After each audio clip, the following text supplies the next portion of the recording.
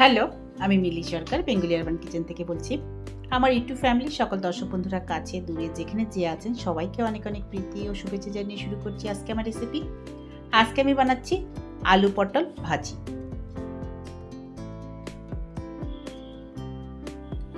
এখন গরমকাল, বাজারে প্রচুর পটল পাওয়া যায়। এই সময় পটল দিয়ে আমরা নানান রকম রেসিপি তৈরি করে থাকি। আজকে আমি এখানে তৈরি করেছি আলু পটল ভাজি। আসুন দেখে নেওয়া যাক কীভাবে আমি এই আলু পটল ভাজিটা তৈরি করেছি। এখানে আমি ভাজি বানানোর জন্য 250 পটল আর দুটো আলু নিয়ে নিয়েছি। প্রথমে আমি এই আলু আর পটলগুলোকে কেটে নেব। প্রথমে এইভাবে করে পটলটাকে কেটে নিচ্ছি, এরপর এটাকে খোসা ছাড়িয়ে নেব। আজকে আমার বানানো এই আলু পটল ভাজির রেসিপিটা আশা করি আপনি স্কিপ না করে সম্পূর্ণ দেখবেন। দেখে যদি ভালো লাগে তাহলে অবশ্যই লাইক করবেন, শেয়ার করবেন আর বেল আইকনটা প্রেস করবেন, তাহলে নতুন কোনো ভিডিও আপলোড হলে আপনি তার নোটিফিকেশনটা পেয়ে যাবেন। এইভাবে করে প্রথমে খোসাটা ছাড়িয়ে নিলাম একটুখানি রেখে রেখে। এরপর এইভাবে মাঝখানে দিয়ে চিড়ে নিচ্ছি। এরপর এইভাবে করে লম্বা লম্বা করে কেটে নেব। একটা পটল আমি কেটে এখানে দেখালাম। এইভাবে করে সবগুলো পটলকেই আমি কেটে নেব।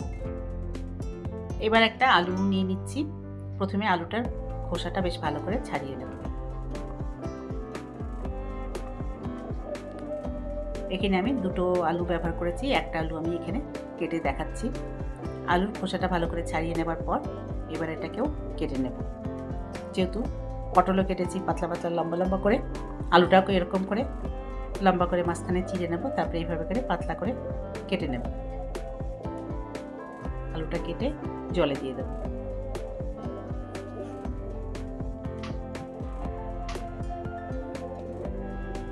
এইভাবে আরও একটা আলু আছে, সেটাকেও কেটে নেব আর পটলগুলোকেও আমি কেটে নেব।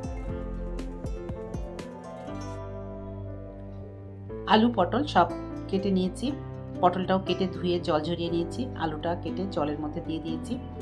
রান্না করার সময় দুবার একটু ভালো করে জল দিয়ে ধুয়ে জল ঝরিয়ে নেব। রান্নার জন্য এদিকে কড়াই বসিয়ে দিয়েছি। কড়াই গরম হয়ে গেলে আমি এর মধ্যে দিয়ে দিচ্ছি কিছুটা সাদা তেল। আজকে আমি রান্নাটা করছি সাদা তেল দিয়ে, আপনি চাইলে কিন্তু সর্ষের তেলও ব্যবহার করতে পারেন। তেল গরম হয়ে গেলে আমি এর মধ্যে দিয়ে দিলাম সামান্য একটু জিরে। তারপর এর মধ্যে দিয়ে দিচ্ছি একটা পেঁয়াজ, লম্বা লম্বা করে পাতলা পাতলা করে কেটে নিয়েছি। সেই পেঁয়াজের টুকরোগুলো সবটাই দিয়ে দিলাম। আজকে আমি আলু পটলের ভাজিতে পেঁয়াজ ব্যবহার করেছি। আপনি যদি নিরামিষ বানাতে চান সেই ক্ষেত্রে কিন্তু আপনি পেঁয়াজটা স্কিপও করতে পারেন। মিনিটখানেক একটু ভেজে নেব। এরপর আমি এর মধ্যে দিয়ে দিচ্ছি আলুগুলো, যে ধুয়ে জল ঝরিয়ে রেখেছিলাম সেই আলুগুলো সবটাই দিয়ে দিলাম। আলুগুলো দেওয়ার পর পেঁয়াজের সঙ্গে আলুটাকে একটু নেড়ে নিচ্ছি।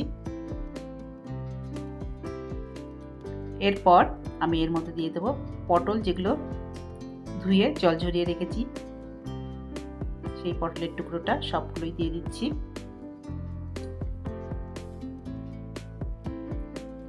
পটলের টুকরো দিয়ে দেওয়ার পর এবার একটু নেড়ে দেব।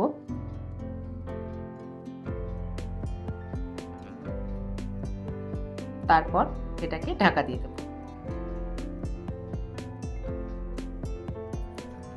আঁচটা মিডিয়াম করে মিনিট 2 ঢাকা দিয়ে রেখেছিলাম। এরপরে ঢাকাটা সরিয়ে নিলাম।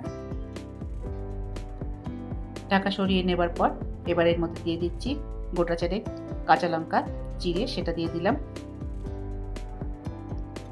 তারপর আমি এর মধ্যে দিয়ে দেবো নুন। এখানে আমি 1 চামচ মতো নুন ব্যবহার করেছি, সেটা দিয়ে দিলাম। আর দিয়ে দিলাম আধা চামচ হলুদ গুঁড়ো। এখানে নুনটা আমি যতটা ব্যবহার করেছি আমার ঠিকই লাগে। আপনার যদি মনে হয় নুনের পরিমাণ কম বা বেশি, আপনি যেরকম খান সেইভাবে নুনটা দিয়ে নেবেন।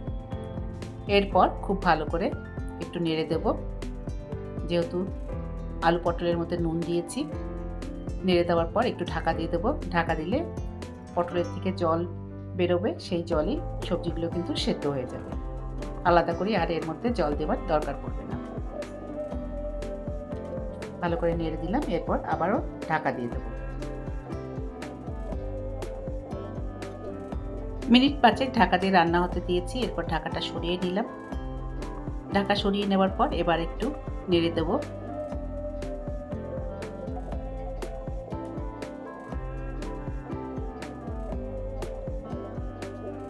ভালো করে নেড়ে দিচ্ছি।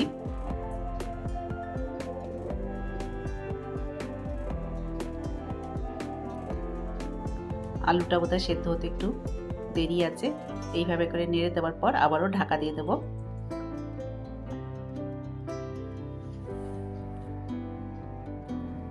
এবার ঢাকা দিয়ে 3 থেকে 4 মিনিটের জন্য রান্না হতে দেব। মিনিট 4 পর ঢাকাটা এবার সরিয়ে নিচ্ছি।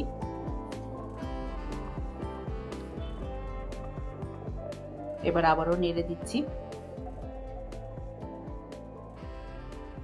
এবার মনে হচ্ছে আলু আর পটল দুটোই বেশ সেদ্ধ হয়ে এসছে। দেখুন প্রায় সেদ্ধ হয়ে গেছে। এবার আমি যে গুঁড়ো মশলাটা ব্যবহার করব সেটা এর মধ্যে দিয়ে দেব। গুঁড়ো মশলার মধ্যে আমি এখানে দিচ্ছি ধনের গুঁড়ো, সামান্য একটু ধনের গুঁড়ো, আধা চামচ মতো জিরের গুঁড়ো সেটাও আধা চামচ, আর সাথে দিয়ে দিচ্ছি লঙ্কা গুঁড়ো সেটাও আধা চামচ। এখানে আমি যতটা আলু পটল ব্যবহার করেছি তার জন্য আধা চামচ করে মশলাই যথেষ্ট। আপনি যদি আলু পটল বেশি করে রান্না করেন সেই ক্ষেত্রে কিন্তু মশলার পরিমাণ একটু বাড়িয়ে দেবেন। দেওয়ার পর খুব ভালো করে নেড়ে দিচ্ছি। তারপর আবারও ঢাকা দিয়ে দিলাম। আরও 3-4 মিনিট ঢাকা দিয়ে রান্না হতে দিয়েছি। এরপরে ঢাকাটা সরিয়ে নিচ্ছি। এবার খুব ভালো করে আবারও নেড়ে দেব।